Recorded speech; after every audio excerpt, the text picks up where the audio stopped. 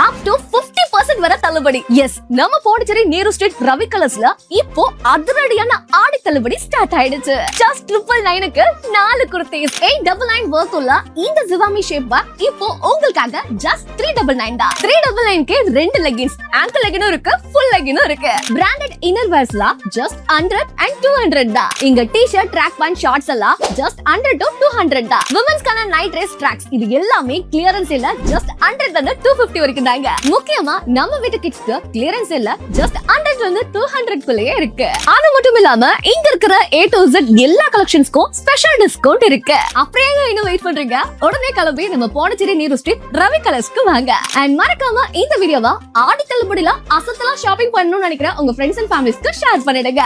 வணக்கம். முக்கிய செய்திகள். புதுவை உப்பனார் பாலம் கட்டுமான பணிகளை ஆய்வு மேற்கொண்ட துறை அமைச்சர் மல்லாடி கிருஷ்ணராவ் பணிகளை விரைந்து முடிக்க அதிகாரிகளுக்கு உத்தரவு. நிலுவை ஊதியத்தை உடனடியாக வழங்க வலியுறுத்தல். சுகாதாரத்துறையின் 108 ஆம்புலன்ஸ் ஓட்டுநர்கள் சங்கத்தினர் தர்ணா. சபாநாயகர் தேர்தலில் போட்டியிடுவது உறுதி. புதுச்சேரி பாரதிய ஜனதா சட்டமன்ற உறுப்பினர் ஜான்குமார் அறிவிப்பால் பரபரப்பு. புதுவையில் வரத்து குறைவால் கிடுகிடுவென உயரும் காய்கறிகளின் விலை. கலக்கத்தில் பொதுமக்கள். இனி விரிவான செய்திகள். புதுவை உப்பனார் பாலம் கட்டுமான பணிகளை பொதுப்பணித்துறை அமைச்சர் மல்லாடி கிருஷ்ணராவ் தொகுதியின் சட்டமன்ற உறுப்பினர் நேருவுடன் ஆய்வு மேற்கொண்டார். புதுவை உப்பனார் பாலம் கட்டுமான பணிகள் நடைபெற்று வரும் நிலையில் பொதுப்பணித்துறை அமைச்சர் மல்லாடி கிருஷ்ணராவ் உருளையன்பேட்டை தொகுதியின் சட்டமன்ற உறுப்பினர் நேருவுடன் இணைந்து ஆய்வு மேற்கொண்டார். ஆய்வின் போது மழைக்காலத்திற்கு முன்பாக கூடுதலாக ஆட்களை கொண்டு பாலம் கட்டுமான பணிகளை விரைந்து முடிக்க வேண்டுமென அமைச்சரிடம் சட்டமன்ற உறுப்பினர் நேரு கோரிக்கை விடுத்தார். மேலும் பாலத்தின் கீழ் உள்ள அடைப்புகளை தூர்வாரவும் கட்டுமான பணிகளை விரைந்து முடிக்கவும் அதிகாரிகளுக்கு அமைச்சர் மல்லாடி கிருஷ்ணராவ் உத்தரவிட்டார். ஆய்வின் போது பொதுப்பணித்துறை தலைமை பொறியாளர் வீரசெல்வம், செயற்பொறியாளர் ஸ்ரீனிவாசன் உள்ளிட்ட அதிகாரிகள் உடனிருந்தனர். நிலுவை ஊதியம், பணி நிரந்தரம் உள்ளிட்ட கோரிக்கைகளை வலியுறுத்தி 108 ஆம்புலன்ஸ் ஓட்டுநர்கள் தர்ணா போராட்டத்தில் ஈடுபட்டுள்ளனர். புதுச்சேரி சட்டப்பேரவையில் அறிவித்தபடி அனைத்து 108 ஆம்புலன்ஸ் ஓட்டுநர்களையும் பணி நிரந்தரம் செய்ய வேண்டும். 6 மாத காலமாக சம்பளம் வழங்கப்படாமல் உள்ளதால் ஓட்டுநர்களின் குடும்பம் பெரிதும் பாதிப்படைந்துள்ளதாகவும், எனவே உடனடியாக நிலுவை ஊதியத்தை வழங்கிட வேண்டும் உள்ளிட்ட கோரிக்கைகளை வலியுறுத்தி புதுச்சேரி, காரைக்கால், ஏனாம் பகுதிகளைச் சேர்ந்த சுகாதாரத்துறை 108 அவசர ஊர்தி சேவை ஊழியர்கள் சங்கம் சார்பில் 108 ஆம்புலன்ஸ் ஓட்டுநர்கள் சட்டமன்றம் அருகே தர்ணா போராட்டத்தில் ஈடுபட்டனர்.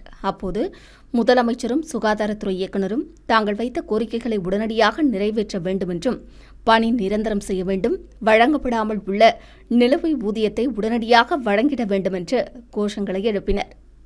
இந்த அரசு நிர்வாகம் காலதாமதமாக எதையுமே செய்யாமல் இன்று அரசு ஓட்டுநர்களாக இருக்கக்கூடிய ஆம்புலன்ஸ் டிரைவர்கள் சம்பளமும் கிடைக்கவில்லை, அவளுக்கு கொடுக்க வேண்டிய ரெகுலர் பதவியும் கொடுக்கவில்லை என்ற அடிப்படை காரணத்தை உள்ளடக்கி ஏறக்குறைய பல மாதங்கள், பல வருடங்களாக லெட்டர் கொடுத்தும் எதுவும் செய்வதனுடைய விளைவாக இன்று வீதியில் இறங்கி போராட்டம் செய்வதற்கான முதல் கட்டமாக இன்று இந்த வாயிற்கூட்டம், இந்த தர்ணாவை நடத்தி கொண்டிருக்கின்றோம். அதே நேரத்தில் நாளை மாலை இதே தர்ணா இதே இடத்தில் நடைபெறும். அதற்கு பிறகு எங்களுடைய கோரிக்கைகளை உடனடியாக இந்த அரசாங்கம் செய்து கொடுக்க வேண்டும் என்று கூறி மாண்புமிகு முதலமைச்சர் அவர்களுடையும் செப்டம்பர் 9ஆம் தேதி காலை 10 மணிக்கு கம்பன் கலையரங்கத்திலிருந்து ஊர்வலமாக இந்த 108 ஆம்புலன்ஸ் ஓட்டுநர்களுடைய குடும்பத்தில் இருக்கக்கூடிய அனைவரும், பெரியவர்கள் முதல் அவருடைய வாழ்க்கை துணைவியார் மற்றும் பசங்கள் அனைவரையும் சேர்த்து ஒரு மாபெரும் ஊர்வலமாக வந்து சட்டசபை முற்றுகையிடக்கூடிய அந்த போராட்டத்தை நடத்த இருக்கிறோம் என்பதை இந்த செய்தியின் வாயிலாக உங்களுக்கு நாங்கள் தெரிவித்துக் கொள்கின்றோம். புதுவை சபாநாயகர் தேர்தலில் 100% போட்டியிடுவது உறுதி என பாரதிய ஜனதா சட்டமன்ற உறுப்பினர் ஜான்குமார் அறிவித்துள்ளது பரபரப்பை ஏற்படுத்தியுள்ளது. புதுச்சேரி சட்டசபை தேர்தலில் பாரதிய ஜனதா என்ஆர் காங்கிரஸ் கூட்டணி வெற்றி பெற்று ஆட்சியை மீண்டும் தக்கவைத்தது. என்ஆர் காங்கிரஸ் தலைவர் முதலமைச்சராக பதவியேற்றுக் கொண்டார். படிப்படியாக அமைச்சர்கள் பதவியேற்ற நிலையில் அவர்களுக்கு இலாக்கா ஒதுக்குவதில் தாமதம் ஏற்பட்டது. நீண்ட இழுபறிக்கு பிறகு அமைச்சர்களுக்கு இலாக்கா ஒதுக்கினாலும் கூட சபாநாயகர் தேர்தல் இன்னும் நடைபெறவில்லை. தற்போது 16வது சட்டசபையின் முதல் கூட்டம் தற்காலிக சபாநாயகர் அன்பழகன் தலைமையில் நடைபெற்று வருகிறது. சட்டசபைக்கு நிரந்தர சபாநாயகரை நியமிக்க வேண்டுமென சட்டசபைக்கு உள்ளேயும் வெளியிலேயும் சட்டமன்ற உறுப்பினர்கள் வலியுறுத்தி வருகின்றனர். இந்நிலையில் பாரதிய ஜனதா கட்சி சட்டமன்ற உறுப்பினர் ஜான்குமார் இதுகுறித்து கூறுகையில், சபாநாயகரை கட்சி முடிவு செய்யாது என்றும் சட்டமன்ற உறுப்பினர்கள் முடிவு செய்வார்கள் என்றும் தெரிவித்துள்ளார். அந்த அடிப்படையில் அமைச்சர் பதவியை விட்டுக் கொடுக்க வேண்டுமென்றும் காரைக்காலுக்கு ஒரு நபருக்கு கொடுத்தாக வேண்டுமென்ற கட்டாயத்தின் பேரில் தனக்கு சபாநாயகர் பதவி கிடைக்கும் என்று வாக்குறுதி அளிக்கப்பட்டதாகவும் 100% சபாநாயகர் பதவிக்கு போட்டியிட உள்ளதாகவும் தெரிவித்துள்ளது அரசியலில் மேலும் பரபரப்பை ஏற்படுத்தியுள்ளது. புதுவையில் காய்கறிகளின் வரத்து குறைந்துள்ளதால் கடந்த சில தினங்களாக விலை அதிகரித்து 1 கிலோ வெங்காயம் 60 ரூபாய்க்கு விற்பனையாகிறது. புதுச்சேரி குபேர் மார்க்கெட்டுக்கு தமிழகம், கர்நாடகா, ஆந்திரா போன்ற வெளி மாநிலங்களிலிருந்து தினமும் காய்கறிகள் லாரிகள் மூலம் கொண்டு வந்து விற்பனை செய்யப்படுகிறது. தற்போது விளைச்சல் குறைந்துள்ளதால் புதுச்சேரிக்கு காய்கறி வரத்து குறைந்துள்ளது. இதனால் தேவை அதிகரித்து விலை உயர்த்தப்பட்டுள்ளது. கடந்த சில நாட்களாக 1 கிலோ 30 ரூபாய்க்கு விற்பனையான வெங்காயம் தற்போது 60 ரூபாய்க்கு விற்பனை செய்யப்படுகிறது. இதேபோல கத்தரிக்காய் 60 ரூபாய்க்கும், பீன்ஸ் 1 கிலோ 80 ரூபாய்க்கும், பூண்டு 1 கிலோ 250 ரூபாய்க்கும் விற்பனையாகிறது. இந்த விலை உயர்வு ஏழை நடுத்தர மக்களிடையே பெரும் கலக்கத்தை ஏற்படுத்தியுள்ளது. இதுகுறித்து காய்கறி வியாபாரிகள் கூறுகையில், வடமாநிலத்தில் மழை மற்றும் தமிழக பகுதியில் வெயிலால் காய்கறிகள் உற்பத்தி குறைந்துள்ளதாகவும், இதற்கிடையே பெட்ரோல், டீசல் விலை உயர்வு, லாரிகள் வாடகை ஆகியவை உயர்த்தப்பட்டுள்ளதாலும் செலவுகளை காய்கறிகள் விலை மீது வைப்பதாலும் விலை அதிகமாகியுள்ளது என்றும் இதனால் விற்பனை குறைந்துள்ளதாகவும் வேதனை தெரிவித்தனர். புதுவை சட்டமன்ற கூட்டத்தொடரின் 4வது நாளில் நிதிநிலை அறிக்கை குறித்து பொது விவாதங்கள் நடைபெறவுள்ளது. 2026 சட்டமன்ற தேர்தலில் புதுச்சேரியில் தேசிய ஜனநாயக கூட்டணி வெற்றி பெற்று மீண்டும் ஆட்சியை கைப்பற்றியது. இந்நிலையில் அமைச்சர்கள் மற்றும் சபாநாயகர் தேர்வு குறித்து கூட்டணி கட்சிகளுக்குள் குழப்பம் ஏற்பட்ட நிலையில் சட்டமன்ற பட்ஜெட் கூட்டத்தொடர் தள்ளிப்போனது. நீண்ட இழுபறிக்கு பிறகு தற்காலிக சபாநாயகர் அன்பழகன் தலைமையில் பட்ஜெட் கூட்டத்தொடர் 24ஆம் தேதி ஆளுநர் உரையுடன் தொடங்கி நடைபெற்று வருகிறது. அன்றைய தினமே முதலமைச்சர் ரங்கசாமி 14,300 கோடிக்கான பட்ஜெட்டை தாக்கல் செய்தார். தொடர்ந்து ஆளுநர் உரைக்கு நன்றி தெரிவிக்கும் தீர்மானங்கள் மற்றும் விவாதங்கள் நடைபெற்று வந்தன. இந்நிலையில் 4ஆம் நாளான 28ஆம் தேதி வெள்ளிக்கிழமை சட்டமன்றம் கூட்டப்பட்டது.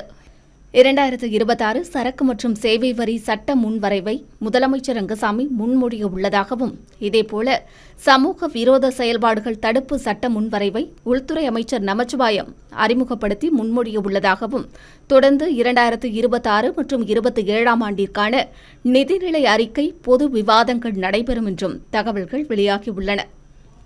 இந்தியாவில் பன்றிக் காய்ச்சல் பாதிப்பு அதிகரித்து வரும் நிலையில் அறிகுறிகள் தென்பட்டால் பொதுமக்கள் உடனடியாக மருத்துவ பரிசோதனைகள் மேற்கொள்ள வேண்டும் என்று புதுச்சேரி சுகாதாரத்துறை அறிவுறுத்தியுள்ளது.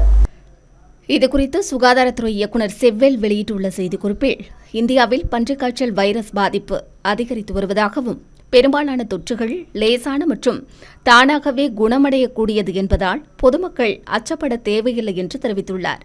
அதிக காய்ச்சல், குளிர் நடுக்கம், தொடர்ந்து வறட்டு இருமல், தலைவலி, மூக்கடைப்பு, வயிற்றுப்போக்கு போன்ற அறிகுறிகள் தென்பட்டால் உடனடியாக மருத்துவரிடம் பரிசோதனை செய்து அறிகுறிகள் மற்றும் தேவையான ஆய்வக பரிசோதனைகளின் அடிப்படையில் தொற்று உறுதி செய்யப்பட்டால் மட்டுமே நோய் தடுப்பு மருந்துகள் பயன்படுத்த வேண்டும் என்றும் அறிவுறுத்தியுள்ளார். உதடு அல்லது விரல்கள் நீல நிறமாக மாறுதல், குழந்தைகளுக்கு உணவு உட்கொள்ள முடியாத நிலை, அதிக சோர்வு, மூச்சு விடும்போது குரட்டை சத்தம், மார்பு பகுதி கடுமையாக உள்ளிழுத்தல் அறிகுறிகள் இருந்தால் உடனடியாக மருத்துவமனையை அணுக வேண்டும் என்றும் அறிவுறுத்தியுள்ளார். மேலும் வைரஸ் தொற்றை தடுக்க சோப்பு மற்றும் தண்ணீர் கொண்டு 20 வினாடிகள் கைகளை அடிக்கடி கழுவ வேண்டும் என்றும், மக்கள் கூடும் இடங்களில் முகக்கவசம் அணிவது அவசியம் என்றும் அறிவுறுத்தியுள்ளார்.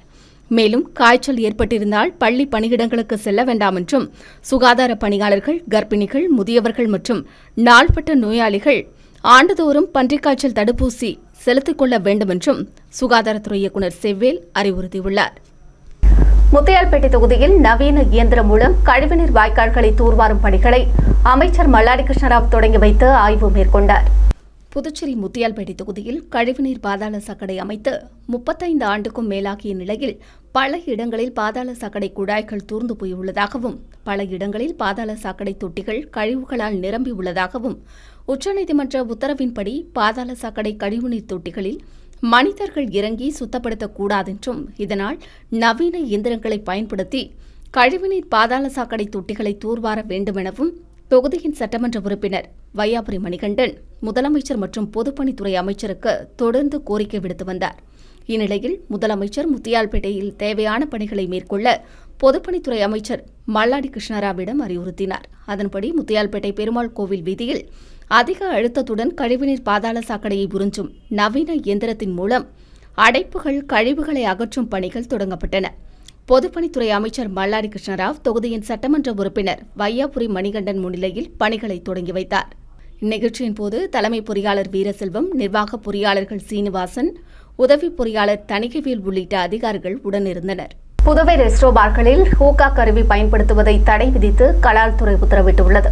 புதுச்சேரியில் ரெஸ்டோ பார்களில் தடையை மீறி ஹூக்கா மூலமாக போதைப்பொருள் பயன்படுத்தப்படுவதாக கலால்துறைக்கு ரகசிய தகவல் கிடைத்தது. அதன் பேரில் கலால்துறை தாசில்தார் ராஜேஷ் கண்ணா உத்தரவின் பேரில் போதைப்பொருள் தடுப்பு பிரிவு காவலர்கள் அதிரடியாக ரெஸ்டோ பார்களில் ஆய்வு மேற்கொண்டனர். இதில் 4 ரெஸ்டோ பார்களில் ஹூக்கா பயன்படுத்தியது தெரியவந்தது. உடனடியாக ஹூக்கா கருவியை கலால்துறையினர் பறிமுதல் செய்த நிலையில் போதைப்பொருள் ஏதும் பயன்படுத்தப்பட்டுள்ளதா என்றும் ஆய்வு செய்து வருகின்றனர்.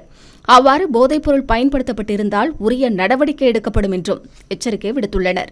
மேலும் ரெஸ்டோ பார்கள் ஹூக்கா பயன்படுத்த தடை விதித்தும் தடையை மீறி பயன்படுத்துவது தெரியவந்தால் கடும் நடவடிக்கைகள் எடுக்கப்படும் என்றும் ரெஸ்டோ பார்களுக்கு கலால்துறை எச்சரிக்கை விடுத்துள்ளது. அடுத்து வருவது புதுவை இன்றைய தங்கம் மற்றும் வெள்ளி விலை நிலவரம். இன்றைய தங்கம் வெள்ளி விலை விவரம். புதுவையில் இன்றைய தங்கம் வெள்ளி விலை விவரம் வழங்குபவர்கள் முத்து கோல்ட் ஹவுஸ், பாண்டிச்சேரி. தங்கம் 1 கிராம் 14,650 ரூபாய். இன்றைய தங்கம் வெள்ளி விலை விவரம். வெள்ளி 10 கிராம் 2,540 ரூபாய். இத்துடன் ஏஎம்என் செய்திகள் நிறைவடைந்தன. வணக்கம். புதுச்சேரி உங்கள் ஏஎம்என் டிவி செய்திகளை யூடியூபில் உடனுக்குடன் காண ஏஎம்என் டிவி பாண்டிச்சேரி சேனலை சப்ஸ்கிரைப் செய்யுங்கள். பெல் பட்டனை மறக்காமல் கிளிக் செய்யுங்கள்.